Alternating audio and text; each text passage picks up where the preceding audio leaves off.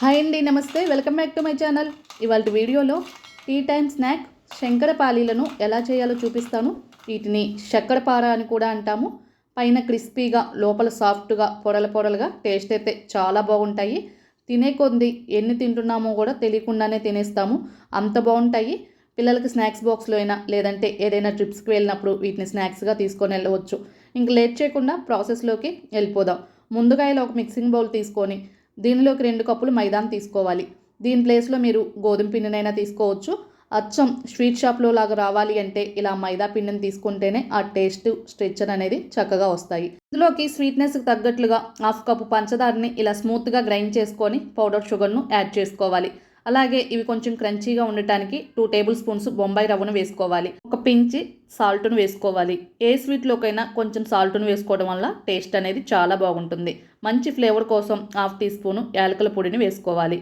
అలాగే 3 to 4 table spoons నెయ్యిని బాగా వేడి చేసుకొని వేసుకోవాలి. ఇలా వేడి నెయ్యిని వేసుకోవటం వల్ల శంకరపాలీలు మంచి క్రిస్పీగా, టేస్టీగా వస్తాయి. అస్సలు వాడకూడదు. ఇలా నెయ్యిని కానీ లేదంటే డాల్డాని మాత్రమే యూజ్ చేసుకోవాలి. వీటి వల్లనే శంకరపాలీలకి మంచి టేస్ట్ అండ్ స్ట్రెచ్చర్ అనేవి వస్తాయి. ఒకసారి చేయి కాలకుండా పిండినంతా గరిటతో కానీ స్పూన్తో కానీ మిక్స్ చేసుకున్న తర్వాత ఇప్పుడు ఇలా చేతితో రబ్ చేసుకుంటూ కలుపుకోవాలి. ఇక్కడ మనం పిండిని కలుపుకునేటప్పుడు ఇలా బ్రెడ్ క్రమ్స్ లాగా రావాలి. చేతిలోకి పిండిని తీసుకున్నప్పుడు ఇలా ముద్దలాగా ఫామ్ అవ్వాలి. అప్పుడే మనం తీసుకున్న నెయ్యి కరెక్ట్గా సరిపోయినట్లు. ఒకవేళ మీకు పిండి అనేది చేతిలోకి ముద్దలాగా రాకపోతే మరొక 1 or 2 టేబుల్ స్పూన్స్ నెయ్యిని వేడి చేసుకొని పిండిలో కలుపుకుంటే సరిపోతుంది. ఇలా పిండిని బాగా కలుపుకున్న తర్వాత ఇందులోకి నీళ్ళని కొంచెంగా వేసుకుంటూ కలుపుకోవాలి. ఇక్కడ నీళ్ళకి బదులుగా కాచి చల్లార్చిన పాలనైనా వేసుకొని పిండిని కలుపుకోవచ్చు, అది మీ ఆప్షనల్ అండి. ఇలా కొంచెంగా నీళ్ళని వేసుకుంటూ పిండిని ప్రెస్ చేసుకుంటూ కలుపుకోవాలి. ఆల్రెడీ మనం షుగర్ పౌడర్ని వేసుకున్నాం కాబట్టి ఇలా కొంచెం వాటర్ని వేసుకొని పిండిని కలుపుకుంటే షుగర్ మెల్ట్ అయిపోయి జిగురుగా ఫామ్ అయ్యి నీళ్ళు అనేవి కొంచెంగా పడతాయి. అందుకని కొంచెంగా చూసుకొని వేసుకోవాలి. ఇక్కడ చూడండి, పిండి అనేది కన్సిస్టెన్సీ ఇలా పొరలుగా ఉండాలి. ఇలా పిండిని బాగా కలుపుకున్న తర్వాత 15 to 20 మినిట్స్ పాటు ఈ పిండికి ఇలా మూత పెట్టి రెస్ట్ ఇవ్వాలి. ఇలా 20 మినిట్స్ తర్వాత మూతను తీసి చపాతీ పీట పైన కానీ లేదంటే ఇలా ఫ్లోర్ పైన కానీ పెట్టేసి పిండిని బాగా కలుపుకోవాలి. ఇలా ప్రెస్ చేసుకుంటూ కలపటం వల్ల పిండి అనేది సాఫ్ట్గా వస్తుంది. ఇలా ఒక రోలర్ని తీసుకొని దీనికి నెయ్యిని కానీ నూనెని కానీ అప్లై చేసుకోవాలి. ఇలా ఫ్లోర్ పైన కూడా లైట్గా నెయ్యిని అప్లై చేసుకొని మనం రెడీ చేసుకున్న పిండి ముద్దను ఇలా ఫ్లోర్ పైన పెట్టుకొని చపాతీలాగా చేసుకోవాలి.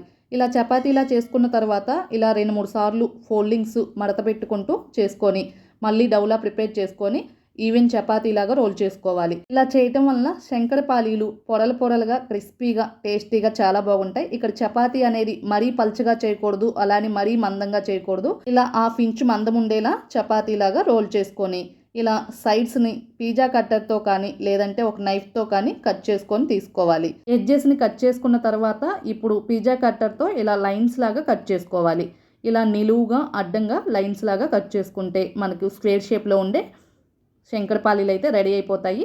మీకు ఇలా స్క్వేర్ షేప్లో వద్దు అనుకుంటే వీటిని డైమండ్ షేప్లో అయినా కట్ చేసుకోవచ్చు. అచ్చం మనకి బయటకు ఉన్నట్లే రావాలి అంటే ఇలా స్క్వేర్ షేప్లో అయితేనే కరెక్ట్గా ఉంటుంది. ఇలా కట్ చేసుకున్న వీటిని ఒక ప్లేట్లోకి తీసుకొని పెట్టుకోవాలి. ఇప్పుడు స్టవ్ పైన ఒక కడాయిలో ఆయిల్ను డీప్ ఫ్రైకి వేడి చేసుకోవాలి. ఇలా ఒకటి వేసుకొని చూస్తే తెలుస్తుంది. ఆయిల్ అనేది మరీ ఎక్కువగా వేడవకూడదు. ఇలా మోడరేట్గా ఆయిల్ హీట్ అయితే సరిపోతుంది. ఇప్పుడు మనం రెడీ చేసుకున్న శంకరపాలీలను ఇలా గరిటెతో తీసుకొని ఆయిల్లోకి స్లోగా డ్రాప్ చేసుకోవాలి. అన్నిటినీ ఒక్కసారిగా వేయకూడదు. ఇలా ఆయిల్కి సరిపడా మాత్రమే వేసుకొని వీటిని మీడియం ఫ్లేమ్ మీద మాత్రమే ఫ్రై చేసుకోవాలి. అస్సలు హై ఫ్లేమ్లో పెట్టకూడదు. హై ఫ్లేమ్లో పెడితే త్వరగా కలర్ వచ్చేస్తాయి. లో ఫ్లేమ్లో పెట్టామంటే నాన్ పీల్చేస్తాయి. ఇలా మీడియం ఫ్లేమ్ మీద పెట్టి ఫ్రై చేసుకోవడం వల్ల ఆయిల్ అనేది వీటి లోపల వరకు వెళ్ళి పొరలుగా విచ్చుకొని వీటి సైజ్ అనేది డబుల్ అవుతుంది. ఇలా మంచిగా కలర్ వచ్చేసి క్రిస్పీగా ఫ్రై అయిన తర్వాత ఆయిల్ నుంచి తీసుకొని ఇలా టిష్యూ పేపర్ ఉన్న బౌల్లోకి తీసుకోవాలి. ఇవి వేడి మీద ఉన్నప్పుడు కొంచెం మెత్తగా ఉంటాయి, కంగారు పడవద్దు. ఆ వేడి ఆడిన తర్వాత క్రిస్పీగా అవుతాయి. అలాగే మిగిలిన శంకరపాలీలను కూడా నెక్స్ట్ బ్యాచ్ కింద ఇలా ఆయిల్లోకి వేసుకోవాలి.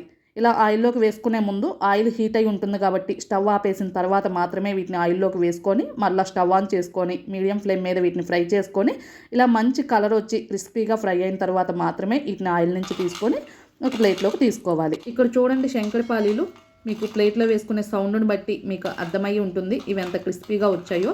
ఇవి వేడి మీద ఉన్నప్పుడు కొంచెం మెత్తగా ఉన్నట్లు అనిపిస్తాయి, కంగారు పడే పనే లేదు. ఇవి వేడాడిన తర్వాత బాగా క్రిస్పీగా వస్తాయి.